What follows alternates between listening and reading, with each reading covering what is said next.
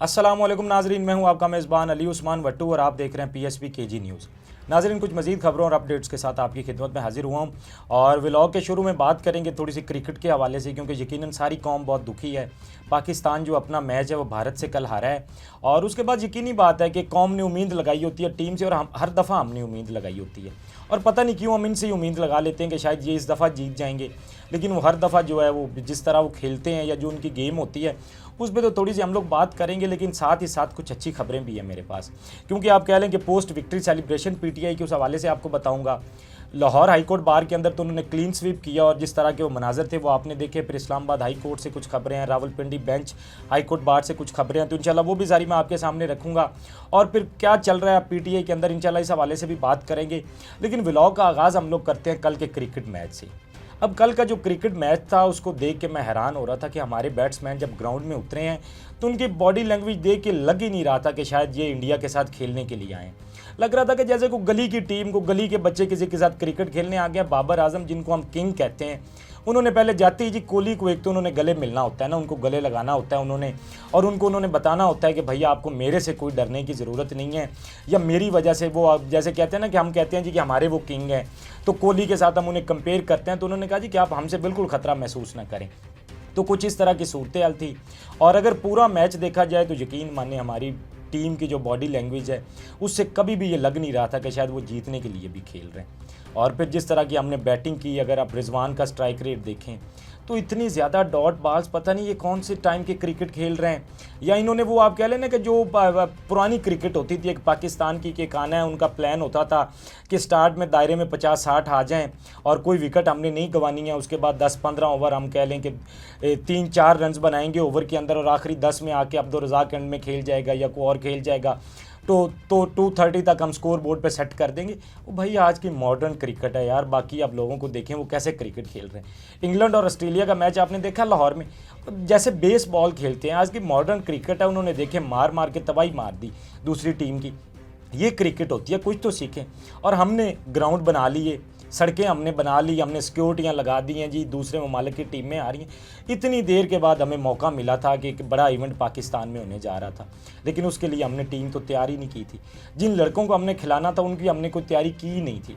और हमारी टीम का मैं एक हमेशा कहता हूँ, ठीक है बाकी तो सारी चीज़ें अपनी जगह, लेकिन हमारे जो क्रिकेटर्स हैं, मुझे एक दफ़ा नसीम शाह की बात याद है, जब वर्ल्ड कप होने वाला था ना, तो उससे एंकर ने सवाल पूछा कि जी आप वर्ल्ड कप के लिए जा रहे हैं तो क्या तैयारी है, तो वो कहता जी कि हमारी टीम तो जीतती दुआओं से।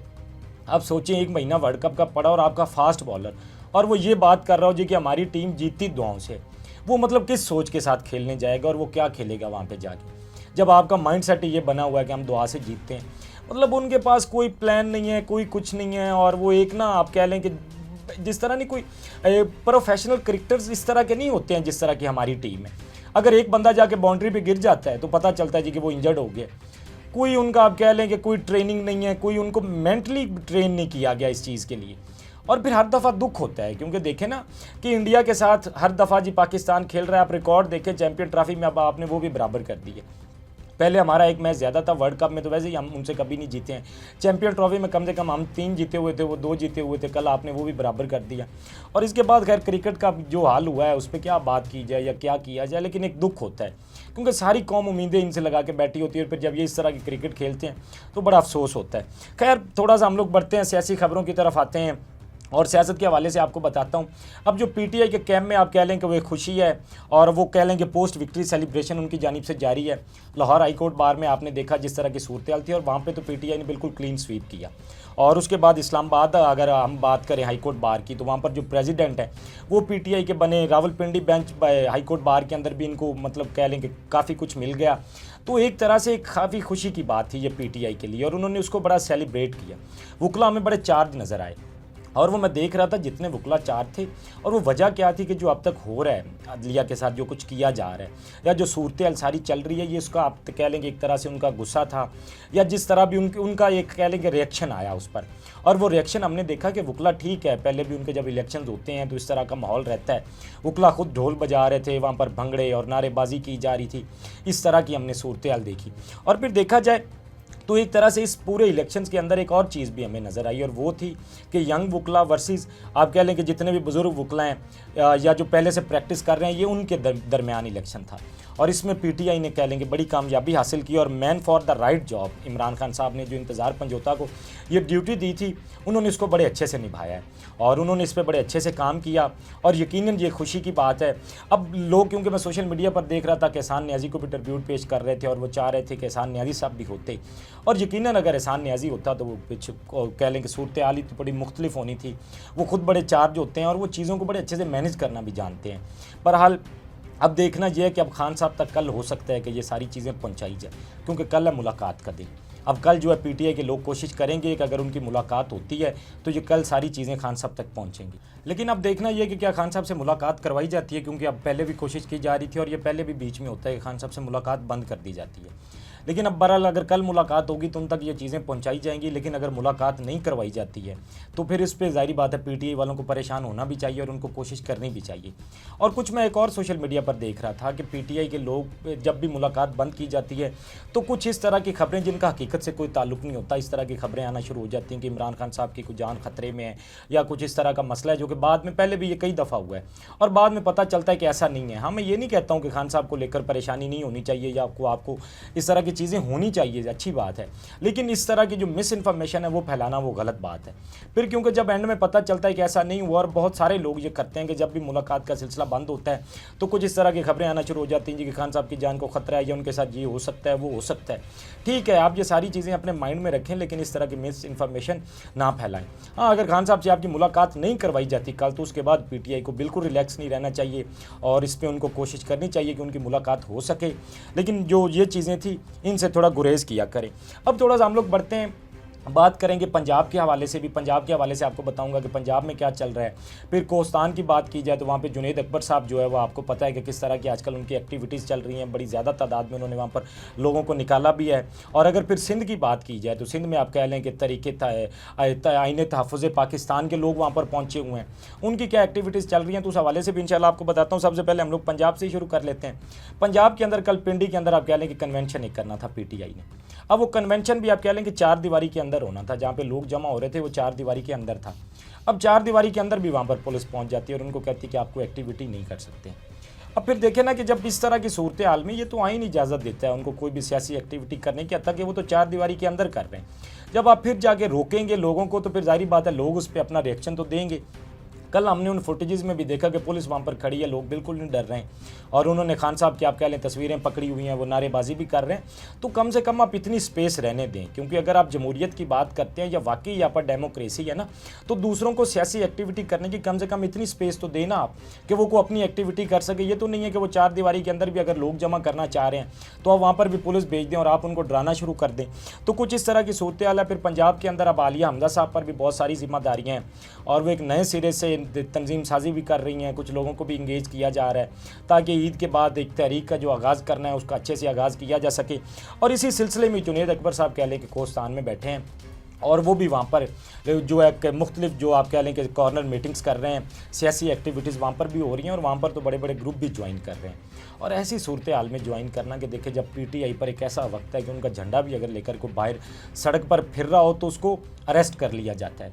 ऐसी सूरत हाल में दूसरी पार्टीज़ को छोड़कर लोगों का पीटीआई में आना, तो इससे आप अंदाज़ा लगाएं कि मुल्क के अंदर चीज़ें चल क्या रही हैं या किस तरफ जा रही हैं।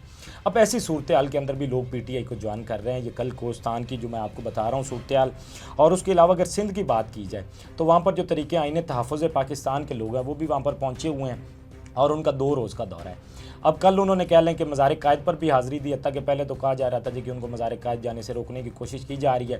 बहरहाल कल हमने वो तस्वीर भी देखी, वहाँ पर पहुँचे पीटीआई के लोग और उसके अलावा सिंध के अंदर भी वो बहुत सारी एक्टिविटीज़ भी कर रहे हैं। आप कह लें जीडीए के लोगों से मुलाकात कर रहे हैं, प्रेस के लोगों से, लायर्स के साथ उनकी मीटिंग्स है, तो वहाँ पर भी सियासी एक्टिविटी अपने अरूज पर है। बल्कि वहाँ तो एक बंदे से मेरी बात भी हुई जो उनके साथ मौजूद हैं, तो उनको मैसेज किया, मैंने कहा कि ब्रेकिंग न्यूज़ क्या चल रहा है वहाँ पर, क्या सूरत हाल है, लोगों का क्या रिएक्शन है। तो उन्होंने कहा कि जितना हमने नहीं सोचा था उससे भी ज़्यादा है। और एयरपोर्ट की एक फुटेज तो खैर मैंने भी देखी वहाँ की, तो वो तो लग रहा था कि जैसे पता नहीं यहाँ पर तो बहुत बड़ा जलसा होने वाला है। मतलब इस तरह से लोगों ने उनको वेलकम किया और उन्होंने भी कहा कि हमारी तवक्को से ज़्यादा लोगों का रिस्पॉन्स आ रहा है और जो क्राउड है वो बहुत ज़्यादा चार्ज है। तो कुछ इस तरह की सूरत हाल थी। अब देखना ये है कि मैंने आपको बताया था कि उसके बाद जो है ऑल पार्टीज़ कॉन्फ्रेंस भी फिर इस्लामाबाद के अंदर होनी है और ये ग्रैंड अलाइंस के हवाले से भी सारी चीज़ें और एक्टिविटीज़ चल रही हैं। अब उसके साथ साथ ये एक तरफ तो चल रहा है, दूसरी तरफ कल परवेज़ खटक साहब ने भी एक जलसा किया और परवेज़ खटक साहब आप कह लें कि एक बड़े टाइम के बाद मंजरे हम पर आए हैं। लास्ट टाइम भी मैंने आपको बताया था और अब भी जब वो आए तो उन्होंने इमरान खान के ख़िलाफ़ खैर बहुत सारी बातें भी की, लेकिन अब उन बातों का फ़ायदा नहीं है, उन बातों का कोई असर नहीं है। क्योंकि देखें ना कि आपने इमरान खान पर इद्दत केस बनाया, आपने इमरान खान पर बाकी केसेस बनाए, तोशा खाना था या तोशा खाना 2 या बलकादर वाला, सारे केसेस में आपने सजाएं दी, लोगों का क्या रिएक्शन आया। तो अब आप इमरान खान के ख़िलाफ़ कोई भी बात बना लें तो आवाम नहीं मानने वाली, क्योंकि आवाम को हकीकत का पता है, आवाम जानती है। हाँ, वो अलग बात है, कल को खान साहब जेल से बाहर आ जाएं, वो आके अपनी सियासत शुरू कर दें तो कोई आप बयानियाँ बना लें या कोई वो ऐसी गलतियाँ कर दें कि शायद आवाम को समझ आ जाए, लेकिन अब तक अगर आप कोई भी इस तरह का बयानियाँ बनाएंगे या आप कोई भी बात करेंगे तो वो लोग नहीं मानने वाले। बहरहाल परवेज़ खटक साहब की जानिब से ये कोशिश की जा रही है और देखते हैं क्या होता है। परवेज़ खटक साहब आके अब क्या करते हैं नया, या क्या नया होता है, उस हवाले से भी आपको अपडेट करूंगा। और जाते जाते जो कल एक ख़बर है वो है एजाज़ चौधरी साहब के हवाले से। कल अब जो है उनकी एक तस्वीर हमारे तक पहुंची और ये बताया गया जी कि उनको सर्विसेज हॉस्पिटल एमरजेंसी में पहुंचाया गया।